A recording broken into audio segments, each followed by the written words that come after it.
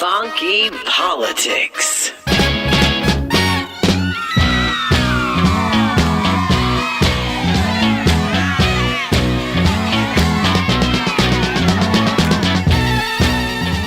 We're back with Funky Politics powered by the Kudzukian Network. I am DC, sitting here along with a great gaggle of co-hosts, Jen Littlejohn, my world traveler. How are you, Jen? Hey, I'm doing well. How are you, DC? I'm doing great. Welcome back to the show, man. I've been missing you here for a while. You know that? It feels good to be back. Well, you feel good. That's all I'm going to tell you. You're feeling good. Lee Eric Smith, what's up, my brother? What's happening, DC? Happy to be back on the show, brother. Man, you know what? Tri-State, man. I tell you, Tri-State, Arkansas, Tennessee, Mississippi. Tri-State, man. The new Tri-State Defender. The new Tri-State Defender. Not the old one. It's the new one. The new one. The new and improved one. Same states. Same states. New paper. Get out of here. Doc Ward. Marcus Doc Ward. The lawyer for all types.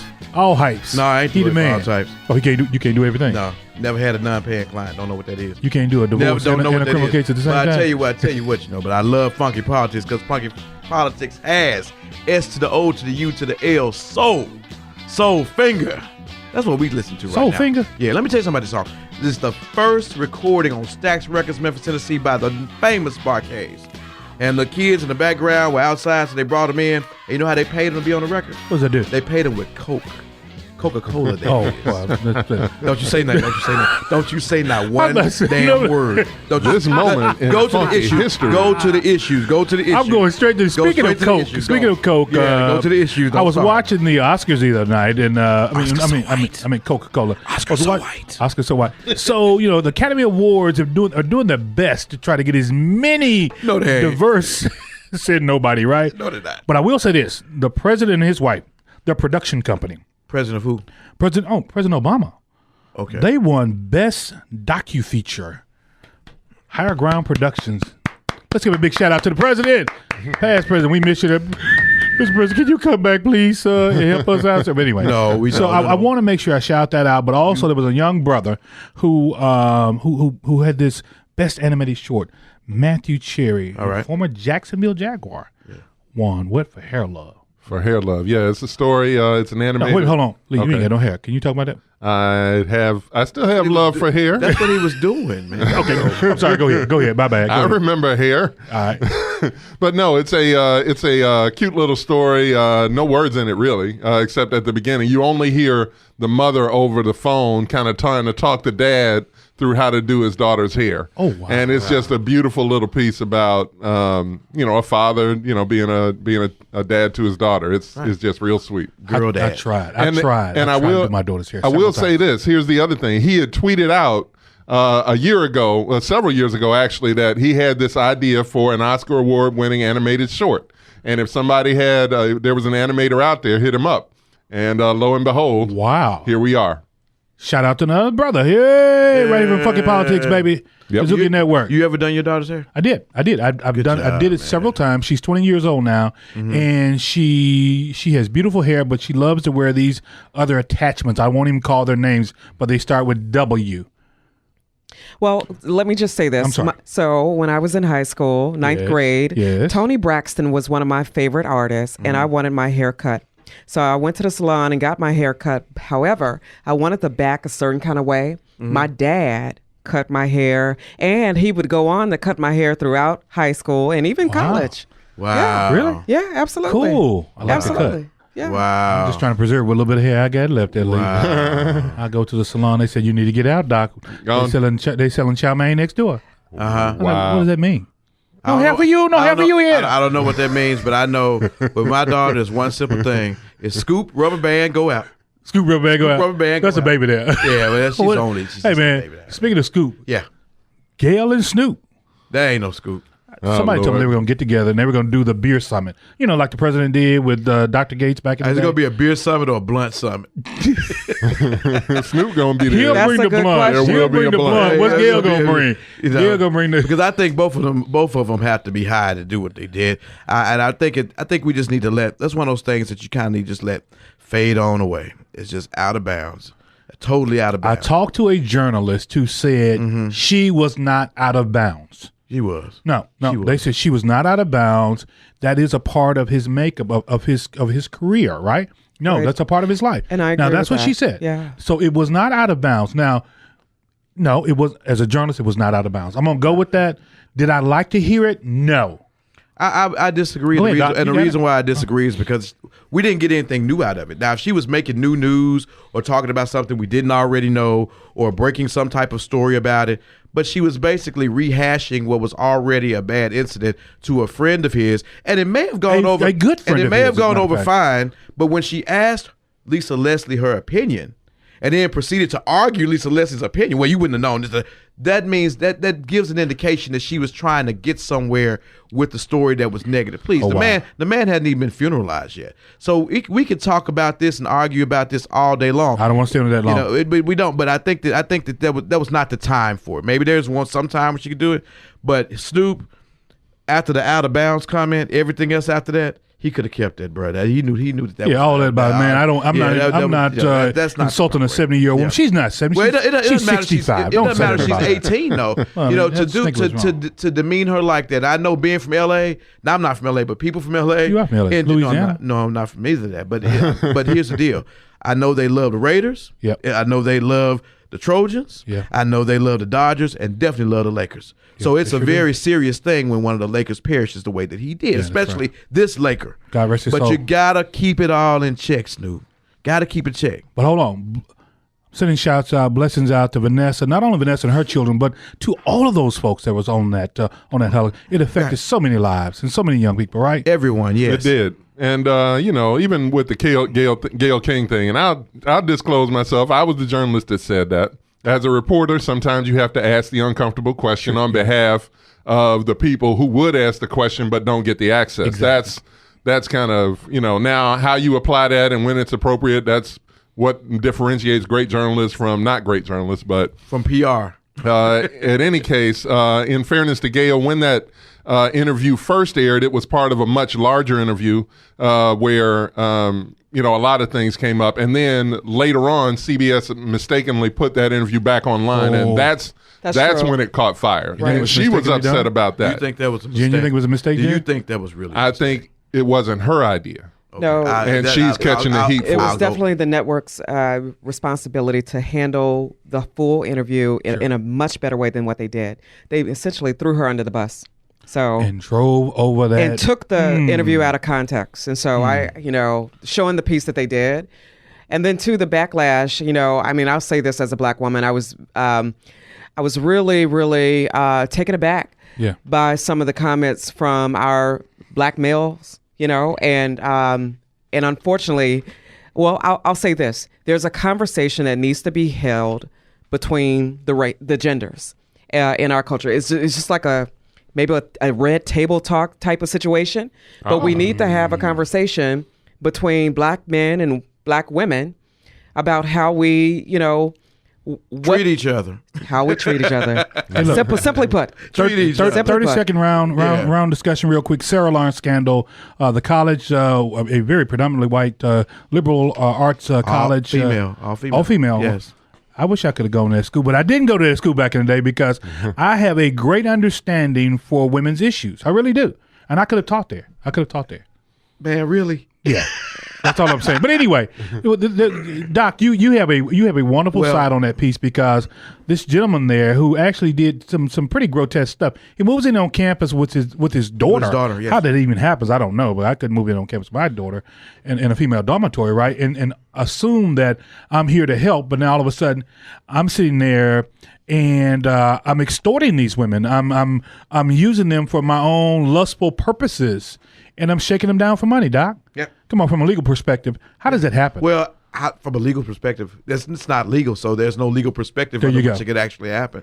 But it just goes to show you that there's a lot of abuse that's going on as it relates to women and issues because this was a trafficking issue. Yeah. And it was young ladies whose parents send them to college to be leaders tomorrow, get caught up with someone else's dad and get into a series of issues that allows them to be subjugated to the father. I mean, the question is going to be, how did the college allow this to happen? And you're going to find as they keep on digging deeper, it had to be somebody very high up that allowed a lot of the things to happen. Speaking of high up, I'm just going to lift them all up in prayer. Your fine state of Mississippi, Jackson State University, just lost their president to a smaller scandal to some respect, but it's a nationwide impact, because here's another HBCU that's been put out there on the forefront for something that a leader did, right? And so he gets caught up into this little, human trafficking or prostitution sting. It's a prostitution sting. It was actually a sting, and they had been watching for some time. So apparently, I don't know all the issues with what he'd been doing before, but it was a sting, and he got caught up in it with another instructor. Yeah, well, and also Shonda McCarthy, right? Who was over the art department or art director, was also caught up in that as well. So she was a madam or something? I have no idea. It's a fascinating little case. I'm looking forward to seeing it on MSNBC or one of those ID shows. But yeah, his name's Dr. Will Bynum. He was the president of Jackson State, and I had the chance to interview him a few times. Yeah, he's pretty good. What I'm saying. Very charismatic, but he had a secret life. He went out for $80. Secret life. $80. Yeah. But one thing that ain't secret is what we're about to give you about this White House, because it's transparent, but we don't know if it's in a good way or a bad way. But we're going to break it down real right and funky here on Funky Politics when we come on back. The whole funk, because we're so funkified. Nothing but the funk. Riffin' on jazz. When two friends get together to kick it about jazz, it's called Riffin' on Jazz. Catch us riffing on jazz every week right here on your favorite broadcast or podcast platforms. Riffin' on jazz on the Kudzukian Network. Kudzukian! Funky Politics, powered by the Kudzukian Network. You got the crew sitting at the table today, the entire crew. DC, Jen Littlejohn, Lyric Smith, and Dr. Ward. And man, we are cutting. Somebody just cut one loose. Lord, what was that? Doc, was that you? Because then it got funky up in here now. Hold on, wait a minute now. This is Funky Politics. And I'm going to tell you what, we bring it real right, and we always bring it funk up in this, John. And speaking of funky. This is, we're doing the Sissy Strut by the Masters. That's what you're listening to. Is that what that's called? That's what it is. I never knew that song before in my life. You never heard a song before? Never heard that in my life. Yeah, okay. And I'm like 89, and that's a lot of living, right? I think I've heard the samples of this on some like 90s New Jack Swing type stuff. It seemed like something. Probably so. I was running through the dope house and I heard this music. But anyway, let me get back. Speaking of the house. Yeah. Let's talk Mike Bloomberg. A lot of people don't. I mean, there's a lot of stuff out there right now, right? Yeah. There's a whole lot of stuff out there. Mm-hmm. Well, no, he calls him Mini Mike. That's what the president calls him. In the hood, we call him Lil Mike. You call him Lil Mike. What? Lil Mike, where you at? Mike, and Lil Mike. Yeah. This gentleman apparently has more money than the law allows, and I think he's got enough money to air condition the desert, right? Yeah, he owns the color blue or something like that. Yeah, he owns the color green. So green, okay. This guy is spending goo gobs of money to compete against Donald Trump, not the other Democratic candidates that are out there, who I just have to say, who I think are doing it the right way. They're going through the primary process. They're going through debates. I mean, that's just the right way to do it. Yeah, you got started late. Well, then offer yourself up to jump right on in there with everybody else. But now, guess what? When you're running against the guy who's sitting in office, it's easy to spend all that money, right? But these other folks, these other 6, 7, 8, 9 candidates, they're fighting amongst themselves. Well, I mean, I know that's my soapbox piece, and I'm done with it. I don't know. Well, the thing that I think about there is it's really, from a campaign strategy point of view, it's kind of brilliant. Because one of the things that we're seeing as these primaries begin to get underway is, of course, President Trump is winning all of the Republican primaries because there's no real competition. He is not getting primaried. The fact that Mike Bloomberg is running a national campaign already and pouring all of this money into it, saying, I'm the guy that can beat Donald Trump. It amounts to kind of a de facto primary, but also he is the one who is the only one right now, because these pockets are so deep, who can say on a national stage and kind of brand himself as, I'm the guy who can beat Donald Trump. We've heard all of the other candidates do it, but they're having to do it in the context of these primary races, state by state. But in terms of making a national case, wow. He's really doing that, and it's pretty smart. Now, whether or not it's right, that's a whole nother question. Yeah, so I wouldn't say that, it's not right or wrong. I just think that it's not fair. And, from all the candidates who have been on the ground working, doing all the grassroots work, it's kind of like a slap in the face, especially to those people who believe in democracy and believe in, knocking on doors and calling people and doing things the right way and really having persuasive conversations. And, for you to bypass that whole process, that's the whole process of getting, running for office, but not to buy your way to the top. I just think that that's something wrong with that. What do you guys think? Well, I'm with you. I mean, that's why I prefaced everything I said. Now, he's got the money. I don't know. I mean, I don't. I got to ask you a question. I got to ask a question. Yeah. So the whole thing that Tom Perez has lined up the way they've been doing it with the debates and everything else is that you had to raise a certain amount of money from other donors, right, and be of a certain percentage of the polls to win. Mm-hmm. Okay, if you are not in that certain percentage and you don't raise that amount of money, you don't get on the debate stage. Right. But let's say you still want to be president, then what are you going to do? You're going to have to go find a way to get your message out. Yeah. So Mike Bloomberg pulled out his black card. We know he's a billionaire, but he's not raising the amount of money that necessary to be on the stage, and he's not polling he's in the numbers. The process. So he had to do what was necessary. Wow. So he went and did what was necessary to put himself out there. Are you saying he cheated? Now, because he's a billionaire, yes, sir. People are saying that he cheated. But if he had had a bunch of friends or used Facebook strategically or was able to get the message out there to the same amount of people the same way, we would have said he's a genius. So I don't know that we are so ready to call him unfair and untrue because he has the money, because he's doing what he needs to do because he does not have the outside donor support and he doesn't have the polling numbers. Now, but here's the issue, though. It's bigger than just the election. Mike Bloomberg is a billionaire, and Donald Trump is a billionaire, I guess on paper. At least. At least non-liquid assets. We don't know what. We don't know. I may have more money than Donald Trump, and that's really saying. And we don't know what he has in Russian rubles. Go on. Once upon a time, the success story of America was all about the rags to riches rising up, pulling yourself up by your bootstraps. Jimmy Carter, Peace, those guys. Jimmy Carter from the peanut fields of Georgia, Clinton out of Arkansas, Hope, Arkansas. The miracle Barack Obama had holes in his shoes even when he was running for office. Right. But now we're on this billionaire stage. Yeah. And now everybody's being a billionaire. Everybody's a billionaire. And everybody's about trying to be the leader and the rich leader. And I know Nina Turner might have got a little out of hand calling him an oligarch. But is that where we're going right now? Are we going to the point now where we are going to have the billionaire status or that high dollar status is going to be sort of a silent qualification you being president? And that's the danger I'm concerned about. Jen?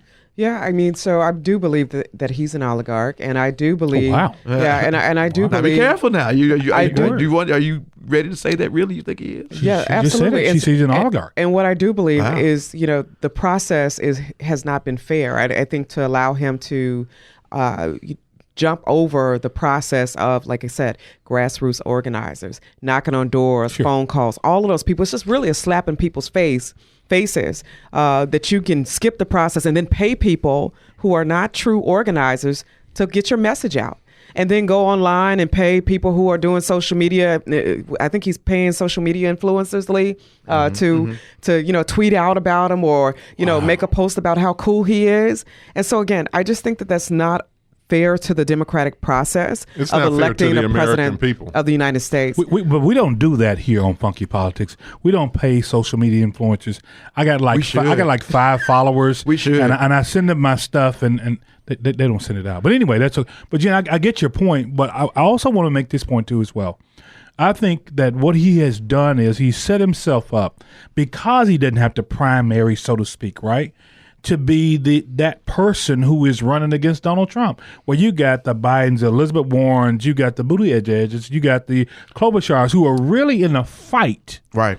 Who are in a fight for the hearts and minds and souls of the good Democrats, right? But Mike was the mayor of the city of New York for 12 years. Right. And he's got some stink in his draws now, so I'm gonna be honest with you now. He don't come here without any stink now, because it's funky. But I'm gonna call it like it is. Yeah. This latest piece that came out in 2015 that he recorded, that was recorded with him at one of those conferences, where he's talking about stop and frisk and we're gonna put the police where minorities are because we're gonna slam those kids up against the wall.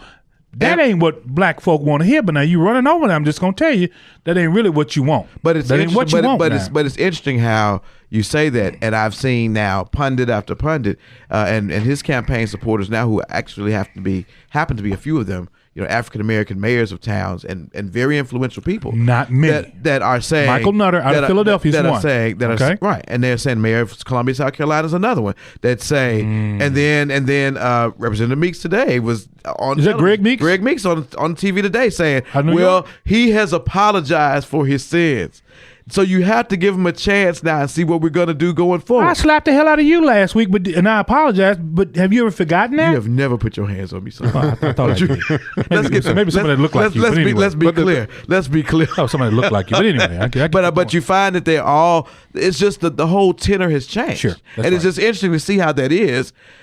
Not because of what he did, because like I said, I believe in that spirit. He was not in the polls. He was not raising money. No. But the fact that he's a billionaire and he's going to the head of the class strictly because is the thing that concerns me most. Because it makes us as Americans start to put money at the forefront of everything. And we already know what all of which is a characteristic of being an oligarch. But anyway, go ahead, Lee. Well, no, I was just going to roll it back a little bit because what we're witnessing is the outgrowth of the Citizens United decision. Yeah. The one that pulled. That's right. That took all of the restraints off of how much money could land in these campaigns. I give it to you. And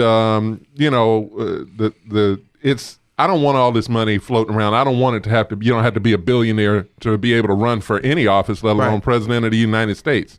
That said, what's happening in this country right now with the grand old party, and how everything is moving in that way, it's going to take a lot of money to beat this.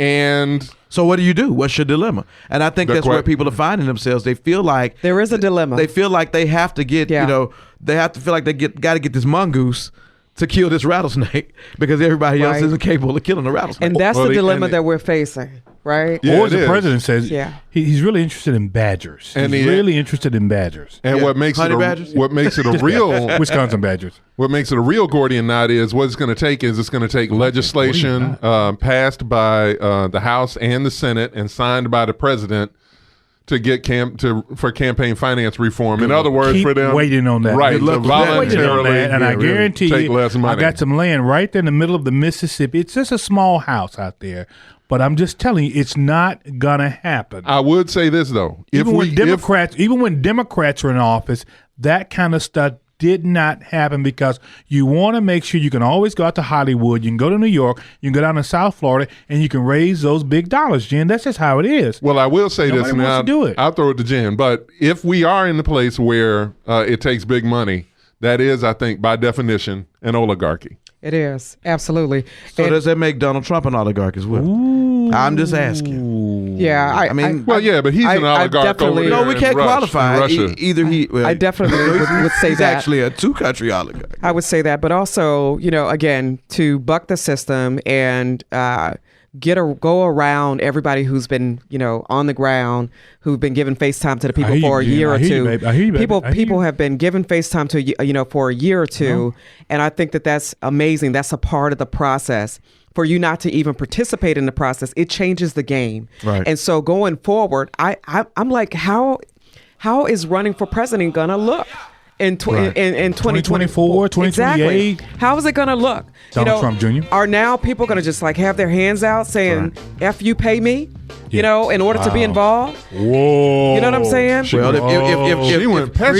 if money becomes the object people of are going to want to be paid, then that's what's going to happen. Funky politics.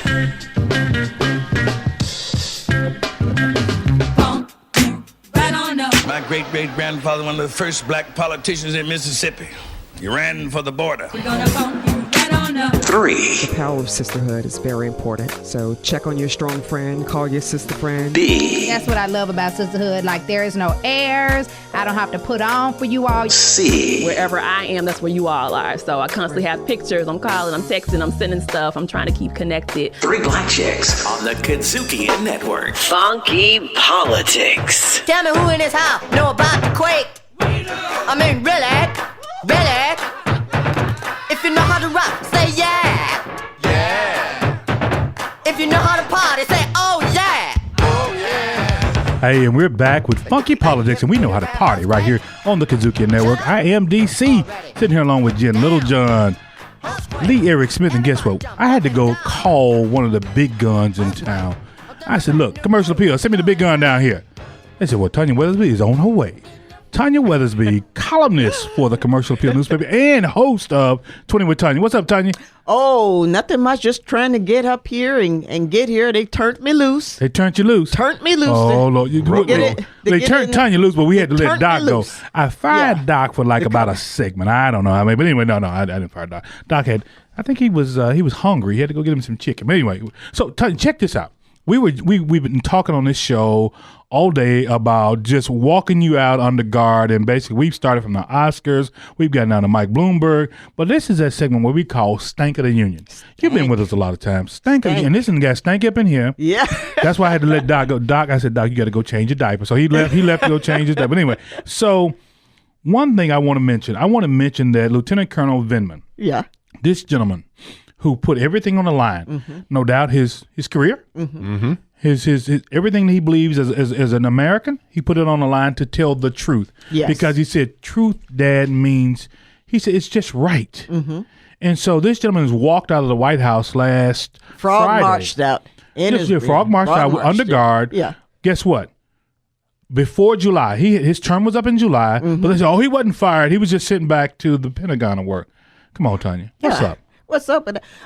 Just trying to make an example out of him. You know, that's Trump going after the people who he's trying to. Murkowski and Collins said though they thought he learned his lesson though, guys. No, come on now. That's him. That he's behaving just like an authoritarian would behave. Whoa. Trying to show this is what happens to people who don't do what I want them to do. And it's an absolute disgrace. I mean, this guy has a Purple Heart. He's done everything he was supposed. As a matter of fact, his complying with the congressional subpoena was just part of him doing what he was supposed to do. As a military officer in this country, and as somebody who follows the law and who follows. Jen, Gordon Sondland. So he's being punished. What kind of example does that send? He's being punished because somebody wanted him to lie. Essentially. Wow. So Gordon Sondland, the ambassador to the EU, one of Trump's picks, right? He was recalled. Yeah. Now, of course, as an ambassador, you serve at the will and pleasure of the president, no doubt. That's but right. Now, Gordon had to know that the writing was on the wall, guys, right? Yeah. Jen, they called him. He said, Doc, catch the first thing smoking out of Brussels. I don't care how you got. Matter of fact, you need to drive. They want him to drive. I said, don't you know I can't drive across water? We don't care. Drive.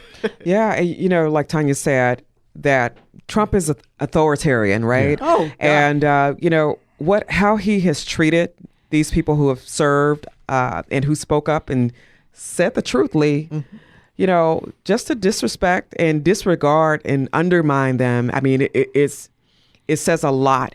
And the fact that he gets to still be the president after he's been impeached, after he's been found guilty of certain things, and even after the ones who voted to acquit him said they believe he did something. Right. Like, why would he stop and now? And then to go back and all the people who came out against you and spoke the truth, to get rid of them, I think that there's something wrong with that. And in America, I don't know how she sleeps at night. With her covers over her head and a shotgun under the bed.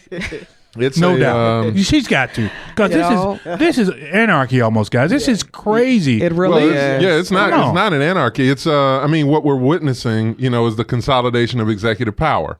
So this cuts two ways. One, that's exactly right. You punish honorable men by all accounts. Sondland and Vindman, women, men and women. Correct. My apologies. So you lose whatever institutional knowledge and integrity and moral character they might have brought to the table. That's right. And if we've learned anything, and all news seems to career people now. Well, yeah, we might see even with William Barr now. But I mean, if you step out of line with this president, people know you're going to go somewhere. So what does that mean? The president is surrounded only by yes men. Yeah, that's an authoritarian. But I tell you what's really tragic about this are the people who don't think it's anything wrong with that. What they'll say is, that's right. And he has a right to have people around him who support him. I say, you know what? But that works if you're a business person running a corporation. Not if you're the president of a country. That's different. This is not how any of this works, y'all. It doesn't work like that. Well, that's why we have civil servants for that reason. It's working this way career now. Service employees, that's right. Yeah. And shout out to the career service employees for the United States federal government who are going to work every day, and you are going there because you don't know if you're going to get a 1% or a 4%, but he told you you're going to get 5, but now you're going to get 1. Yeah. And keep doing what you're doing because America sees you and we support you. Yes. The argument that the House impeachment team made that they were when they were pleading in front of the Senate, like, look, you can't let this go unchecked. If you let this go unchecked, there's no stopping no stopping the president. And at that point, they weren't even talking specifically about President Trump. You set this precedent of putting all of this power in this one branch of government. It's going to be damn near impossible to get it back. And so why would President Trump stop now? Why he's been able to run off. Right, he's been able to run off and do whatever he wants. Yeah. There's no consequence. There's no accountability. The last thing that would have been him accountable would have been to remove him from office or at least to censure him or something. They didn't do anything. They didn't do any of that. Not guilty. Not guilty. The kid is in the cookie jar, and he's eating all the cookies. And he's hopped up on sugar, and we all getting ready to pay for it. And he's put a lot of Facebook. You're listening to Funky Politics right here on the Kudzukian Network. Did y'all see that picture, man, with the orange? I'm like, wow, this dude is really pale. Hey, let me tell you, there were 4 career prosecutors who prosecuted the Roger Stone case. I want to go there real quick because I think that's very important. All 4 gentlemen decided that, number one, if my superiors are going to overrule what we're supporting for a sentence, 7 to 9 years, is what they had recommended to Judge Amy Berman Jackson in the District Court of D.C., that's what the Justice Department signed off on. So a day later, they come back and say, no, that's too much. So it comes out of apparently the Attorney General's office to say, no, we want you all to lessen the sentence or recommend a lesson. They decided, you know what? We're done. Yeah, one gentleman completely resigned as the AUSA. Period. Mm-hmm. He said, I'm done. He said, look, I can go do something over in Virginia. I can do something in Maryland, right? I'm good on this. Hey man, what's going on? Now, I know you've got a little insight on this piece here. Yeah. With that deal up there in D.C. Well, what happened was one of our local residents, Tamika Hart, here in Memphis. Yeah, local here. Well, she lives in D.C. now, I think, right? I think she's in D.C. She's in D.C.? Yeah, to qualify for a jury, I think you got to be in, Okay, well, she's from Memphis. Yeah, she's a Memphis. She's a Shout out to Tamika Hart. Shout out to former Tamika. Commissioner. Hey, she's a Delta I better change my column in Memphian. But anyway, she is a Memphian. She lives in D.C. But she felt compelled this week to make a post on Facebook because she was the jury forewoman in Roger Stone trial. She made a compelling post on Facebook defending those prosecutors. Wow. Because she felt, really, really concerned, and she's an advocate because that's what she's done most of her career is be an advocate. No, and she's also an officer of the court, so she's an attorney as well, too. She's an attorney. Yes, sir. And she's an advocate for the right. And so what she did was just talk about and vouch for the integrity of the prosecutors. But most of all, she vouched for the integrity of the process. As a jury forewoman, she talked about how they didn't look at Roger Stone's conduct, his insults, or anything. They looked strictly at the evidence. Yeah, the evidence. And when they came back, and the law, and they came back with the convictions that they came back with.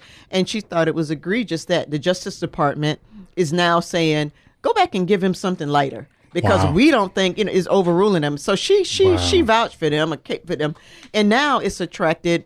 Trump attacked her on Twitter, saying, "Well, now the jury forewoman is biased." The Justice Department, and what he tried to do was talk about some posts she made earlier about that read as anti-Trump. Sure. But at the same time, I don't talk about that because the defense should have struck her from the jury if they did not want her. If they did not want her, you can strike anybody. So they kept on there. So as far as I'm concerned, that has no relevance at all. Especially what she said had nothing to do. She made it very clear. It wasn't about his personal conduct, but it was about what the evidence, what he did. You know, I think you got to write a column about that. I think I'm on that. You on that? You on that? That's why I'm just showing up. That's why I'm just showing up the stank of the nation. Oh wow! She's the stank of the universe. That's what. Yeah, you came with some breaking news for us. I appreciate but what I saw in all of that is this: his singling out Tamika Hart. Another time reflects just how he always singles out African American Frederica Williams, professional women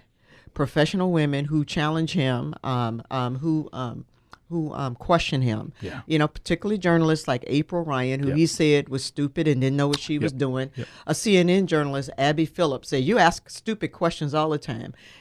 Even you look at Congresswoman Maxine Waters. He's low IQ. His modus operandi, he's always tries to attack their honesty, which is what he did with Tamika.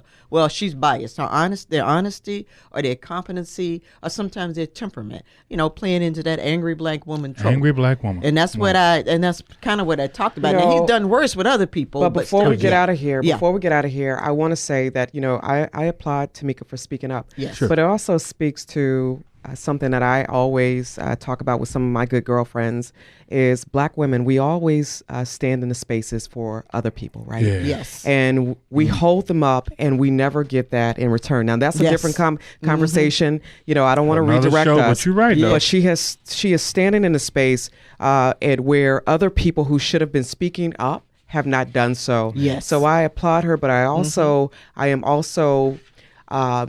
going to keep her lifted. Yeah. Because when we do stand in spaces as black women, you know, it can be hard. You know what? It can be really hard. Tamika from Memphis. So I'm telling you, Tamika's gonna be good. Yeah. She's gonna be good. The sisters, she's doing great work in that education space. Yes. Tamika, working with the Gates Foundation. Tamika Hart is Tamika Hart. Yes. Oh wow, what a name! Tamika Hart has got a heart for her people and for her communities. Yes. Right? DC, as we talked about with this billionaire, with Donald Trump in office, the way that he plays is not fair. It's not right. And those who come in his path, he is like a hurricane. He's taking them down. And so that's my thing, is that we've got to protect her at all costs now. Yes. Yeah. So now that she stood in the spaces of these four white men, we have got to stand in the space for her. Yes, that's right. Absolutely. I'll tell you what. Hey, Tanya, thanks a lot for dropping in on Stank of the Union, because you came in and you helped stank it up a lot more. I think Doc's out of the bathroom now. So we're going to get him back in here. I appreciate you dropping in. We'll be right back with more right here on Funky Politics, powered by the Kudzukian Network. Everybody jump up and down. The whole funk, because we're so funkified. Up and back the funk. Who you with? Yeah. Who you with? Yeah. Who you with? Yeah. Who you with? Yeah. I'm with my clique. We're back with Funky Politics, powered by the Kudzukian. That's KUDZUKIAN Network. I'm DC. That's right. Kudzuki. As somebody used to say, Kudzukian. DC, Jim Little John, Lee Eric Smith, and Dr. Ward up in the house, y'all. And when you hear the music, whether it's Hova, Lil Jon, or Memphis' own Yo Gotti, we want to know who you with. Who you with. Now, go ahead. When we used to do this, yes, sir, we talked about candidates and things they brought to the table and things we thought they could do. Yes, sir. But now we got primaries and caucuses behind our belt. It's just getting real quick. And so now we got it's a little bit different than just promises. It's about the people now. We've ascended or transcended from the promises, and we're now on the people.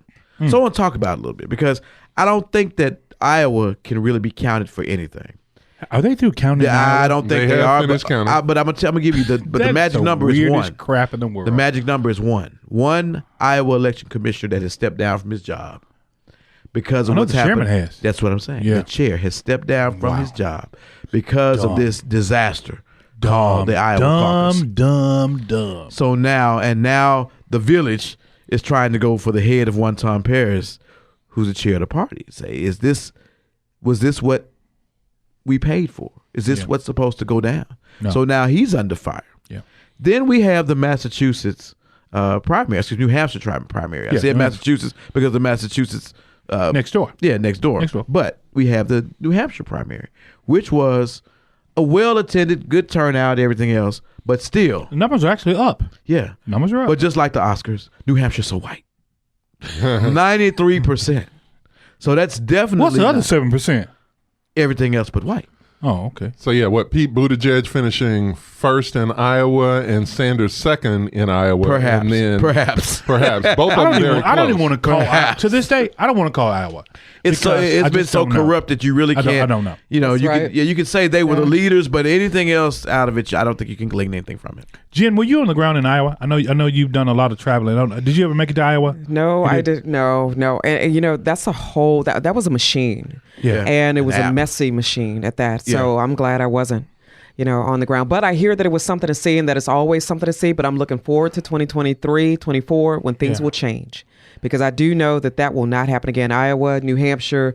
I believe that the Democratic Iowa's Party, not number one anymore. The hell with Iowa. The Democratic Party is going to switch some things up. And I really hope that they pick states that are more reflective of America. Mississippi. So I want Mississippi to be number one. I would love that as a Mississippi native, largely because a lot of the problems that we're seeing in America started in Mississippi. You're right. Hold on.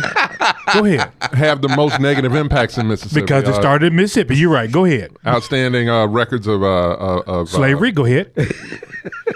Poor education outcomes, Cotton, poverty, yes, sir. all of that. Sure. I would. And love so to for see that a reason, primary stop, in the state of Mississippi. Lee. Started. I live in Mississippi, and I tell you right now, I don't want want to be there. You can't win on this. Sometimes and for that reason, I don't think that we would have a fair primary in Mississippi starting first. So I think it should go to states who know how to do it well, like South Carolina. I think South Carolina. South Carolina? Yeah. I mean, they're number 4. They're the 4th state to go in terms of primary. But how well do they run their primary? How well do they run? I believe that it has always gone well. Yeah. And it's more diverse than Iowa and New Hampshire. And then, you've got Nevada, of course. The indigenous, well, I guess they called them, I think, back Gullah. in the Gully? Yeah. Gullah. Gullah? The Gullah language they speak. The Gullah language. Geechee people. Geechee. That's what I was going to say, Geechee. Right. Yeah, Gullah. The West Coast. They speak kind of the like Gullah islands language. Or something like that. Yeah, but that's off the coast. But it's still more diverse than Iowa and New Hampshire. Can we agree with that? Daughters of the dust. Good agree. What? We got to start dropping some names though, real quick. So let me ask you guys this: what you got? Is Amy Klobuchar a real threat at this point? No, not at all. No. She's riding a wave. She's riding a wave out of Iowa and New Hampshire, and that's about it. Come on, how can you say that she's even a threat? I mean, her crowd is in the back shouting and chanting with glee. We're number 5. We're number 5. How can you really? I mean, on your Plus, best she's got day, to account for her record too. on your best day. Yeah. Let me throw some numbers out. Hold on, before you throw the numbers out, because you said Amy Klobuchar, on your best day, you're 3rd place. So how can you even be considered a threat? But to me, it does. You out of Minnesota, number 1. Number 1, Minnesota. Well, Minnesota's not bad. Hold on, no, Minnesota. Number 2, your numbers in terms of African American attractiveness to voters is below even polling because you don't have an agenda. Because you don't have one. Yeah. And then what they see is when you were the Attorney General in the state of Minnesota, right? Yeah. And so I don't want to hear that. Now, has Bloomberg from a position of advertising and mass media, has he jumped up there and sure he has. Joe Biden still leads, right? And I think that's what's going to happen for a while. No, he doesn't. He does still lead. The national candidate is Bernie Sanders. No. Yeah. He still leads in terms of African American voters. Oh, you African American voters. You cannot win this presidency without African American voters. Right. I'm telling you that right here on Funky Politics, powered by the Kudzukian Network. But you can't win it. Bernie Sanders' African American voter percentage is rising. And you don't have to have the highest percentage. It's 19%, and it was up, which is up from what it was before. Well, I think it was. But you don't have to have. It was dirt before, right? You don't have to have the majority of the African American support to win the election. That's right. And right now, as a national poll, he is 10 points ahead of Joe Biden. Now, Joe Biden. So what Joe Biden has to do, and I think it's clearly his race to win or lose. He's got to stop being Sleepy Joe, and he's got to show us a little something more if he wants to maintain that lead. The question is really, to me, can he? I want to know. I'm not worried about Joe anymore because Joe lost me 2 weeks ago. Elizabeth Warren. Well, you have to be worried about him. Elizabeth Warren Elizabeth Warren is a progressive. Yeah. She's and I'm going to jump in here, Jen. She's a progressive. Mm-hmm. Yeah. She talks a very good. In terms of economic development, she talks a great game. I don't understand how Amy has all of a sudden kind of gotten out there and I guess because Amy's a moderate. And so I guess I guess Elizabeth would be more so far left, is what they would consider. Yeah, I mean, with her going after billionaires, let's just when you go after big business, right? Guess what happens? You go to the left. They talk to their friends and a lot of people about fear you, that. right? Yeah, a lot of people fear that. I mean, even my brother who works for Fortune 5 is saying, I'm not with Amy. I'm not sure what what Warren is going to do to big business. And so he's like, Jen, I fear my job. I said, I get it. And a lot of people are in that boat. They feel that with her attacking billionaires, but all she's asking is if you can just share a little bit, if you can just 2%. Apple? It's just 2%. Microsoft? You know, Alibaba? and we can help Even fix some of the. It's money that they wouldn't even miss, DC, but it will help student debt cancellation. Lee, I know you got some debt that you want canceled. I got some debt. Matter of fact, Elizabeth Warren has a debt calculator online that you can put your student loan debt in, and it'll tell you how much, if she is in office on day one, how much would be dismissed. Wow. But the issue with anybody, I'm going to say Bernie Sanders or anyone else that has any kind of plan that requires you to extract, tax, or whatever it is from wealthy people, is that wealthy people didn't become wealthy without having wealthy lawyers. And wealthy people's lawyers find ways to they'll sign on to your legislation. Wealthy lobbyists. And they're wealthy lobbyists. And they find ways to get that wealth that was going to get cut from you down to that lower person. And then look at the ACA. And then all of a sudden, who's bearing, like in all cases, the brunt? Us business owners that ain't wealthy yet, but we like to be there. And us poor people like me, like DC. That becomes the issue. Now, we know that a lot of stuff's going to get, if Elizabeth Warren were to win, Bernie Sanders were to win, anyone with a plan like that, it's going to have to be homogenized through Congress. Sure, that's right. And we'll see what's going to be the breakout of that. But I think the thing right now with Elizabeth Warren is I think Bernie Sanders is starting to take that it's the healthcare issue, it's the Medicare for all. issue. Yeah. Just like with Joe Biden, that's Bloomberg's picking him up because people think he doesn't have the spunk to get there. But I tell you the differentiator. Let me jump in real quick. So am I to take away from the table here that nobody at the table is thinking that either Buttigieg or Sanders have momentum coming out of Iowa and New Hampshire at 1 and 2? I think Sanders has momentum, but I don't think it's based just on Iowa. I think he would have had that momentum anyway because he won those two states the last time. I think he's got his people, and his people are loud, even if they're not the majority. He's going to get 25% across the country. Chuck Todd, MSNBC Meet the Press. said Meet the Press, NBC. He said he thought that Bernie Sanders is a 25% candidate across the board, and I don't have a problem with it. But you're going to need more than 25%, right? See, and this gets into my concern about the Democratic nominee, namely that I feel like in this election more than most, you're going to need a candidate that's able to get the electorate excited. And I'm concerned that some people, yeah, you see this exciting right now. That's my problem. Can I ask a question? My concern is that I'm not sure that some people are going to get off the couch for Bernie, or that some people are going to get off the couch for Pete. Can I ask a question? And some people might not get off the couch for Elizabeth. And if that happens, we got 4 more years. I want to ask a question because I know, Jen, you're out there. And I'm not going to ask myself this, but I want to take some time on this, just a little bit. You ain't got much. We got to get out of here now. But there's been so much conversation about black voters. Mm-hmm. Now, there's 4 black voters right here. So we got more expertise than any network in the nation. But what do you think, being in the field, black voters, and I know we're not monolithic, what do we want? What do we want to see in our candidate? Because that's this issue.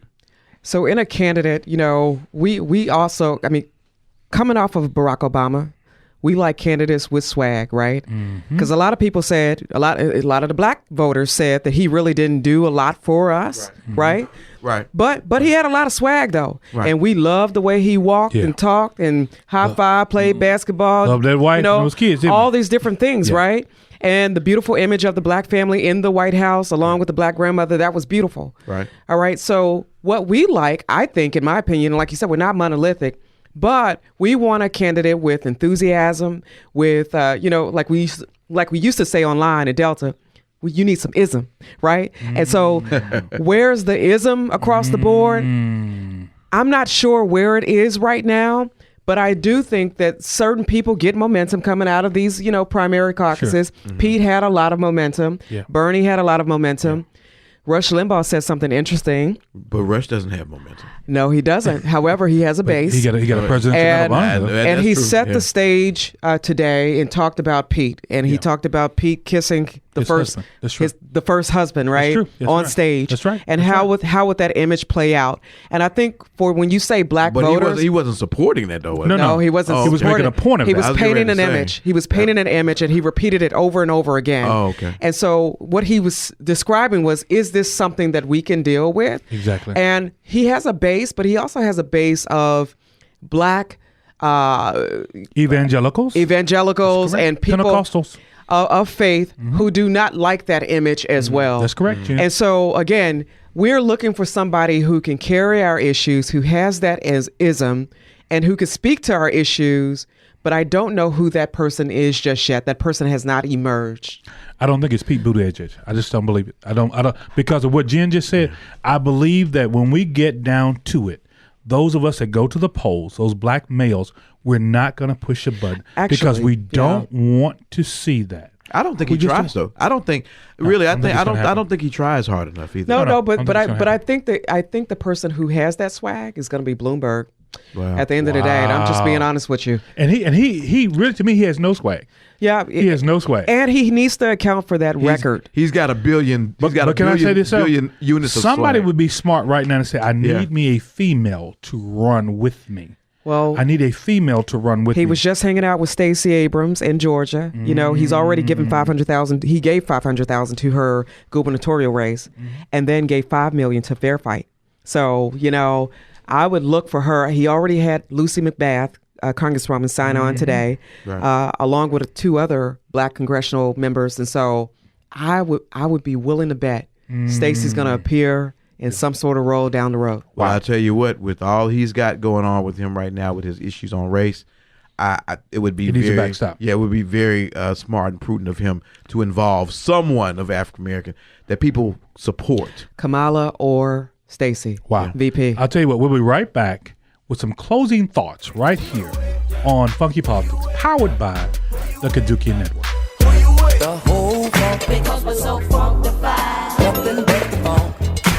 20 with Tanya, presented by the Commercial Appeal. 20 minutes of the challenges and opportunities, we face in Memphis, but also a lot of the things nationally that concern me and that should concern other people as well. 20 with Tanya. On the Kudzukian Network. Kudzukian! You listen to Funky Politics, powered by the Kudzukian Network. Wheeling and dealing, stealing and killing. Mark 8:36 says, "What profit a man if he gain the whole world and lose his soul?"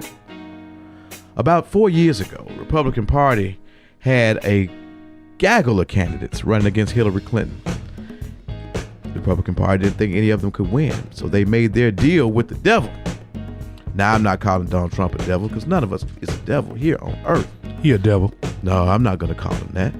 But I will. They sacrificed the integrity of our government, the knowledge of our policy, and the ability to apply the rule of law to people everywhere for equal justice. And now they have what they have. So they're in power. But is that real power? Is that real influence? Because right now we're looking at the same situation. Several candidates to beat this strong power. But now we're resulting to the billionaire. So what profited the Democratic Party, the African American race, to compromise its principles and its past if it loses its soul? Because what is an African American man or woman without soul? That'll preach. So yeah, I do want to just send a shout out real quick. Just this moment of silence, for me at least anyway, for the campaign of Andrew Yang. I want to say early on that from the beginning, when I first started talking about him on this show, I said I did not think he would win the presidency. You did. I was saying I thought that he was saying things and presenting ideas that deserve to be discussed in the context of a presidential election, which is national. Sure. And real quick, and we don't have a lot of time, but I did crunch the numbers on this. This show is taped in Memphis, which is home to area code 38126, considered one of the poorest in the state of Tennessee, maybe even in the nation. In the 38126 zip code, there are almost 4,000 people who are over the age of 18, all of which who would be eligible for the freedom dividend of $1,000 a month that Andrew Yang was proposing. Wow. So let me ask you this, and I'm just going to leave it on this thought because it makes me sad to think about it, but what if we were pumping $4 million a month? Because that's what that would be. If every 18-year-old up to the age of death got $1,000 a month, $4 million a month into the poorest neighborhoods in America, it would be the end of poverty. It would change everything. And that's a big idea, and I'm just lamenting that at least that idea, well, hopefully it'll gain momentum because it did gain a lot of momentum in this campaign. Can I say this to you, Lee? But I hope that a lot of his ideas are able to go on, even if his campaign isn't. Let me say this, and I said this to you earlier, and I think in a message I sent to you, I thought Andrew Yang was one of the only candidates, and I'm serious, that actually came up with something that was extremely progressive, that addressed, number one, really reparations. Yeah. Number one. That's reparations. If it's $4 million a month. It addressed reparations, and nobody got serious about it, right? But it addressed reparations, number one. But number two, it was a policy shift of the FDR, of the FDR days, right? And so we don't, and the Great Society under President Johnson, we've got to pump some money into these impoverished communities, or we are going to lose our country to the oligarchs. And more specifically into the hands of the American people, which is what he was pitching. So that's all I got to say. Jen? Shout out, Yang Gang. Yeah, so I appreciate that, Lee. You know, you are very passionate about Yang, and as we all are about our presidential hopefuls, right? You know, that's how we are, and that's how we should be. We should volunteer for them. We should work for them. We should tell our friends to vote for them. I don't believe that you should skip that process. I believe that's very much a part of the American process, which is to get out and talk about your candidate and, you know, really share with people what you believe in and what they believe in. And so I really applaud that effort.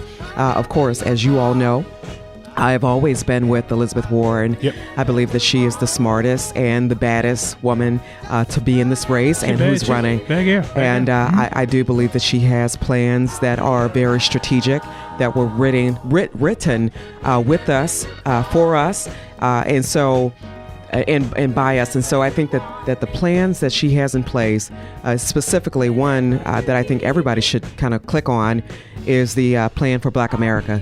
And double click into what she's talking about in terms of criminal justice reform, economic development, and a host of other things, maternal mortality, Black mothers. And so there are real solutions for real people. And again, these plans were written with us, for us. And so I encourage everyone to do their research and get out and vote. We've got a primary coming up, everybody. Don't forget that. March 3rd. Tennessee primary, baby. Right. And so we've got the opportunity to get our voice, make our voice heard. And so, that's where I am. Got you covered, Doc. What? I ain't got nothing to say but to get us out of here. Then how do we get us out of here? We got to always keep it, y'all. What? Real? Mm-hmm. Got to do what, Jen? Right. And Lee? Got to keep it funky. And if you do that, we'll always be around right here on Funky Politics.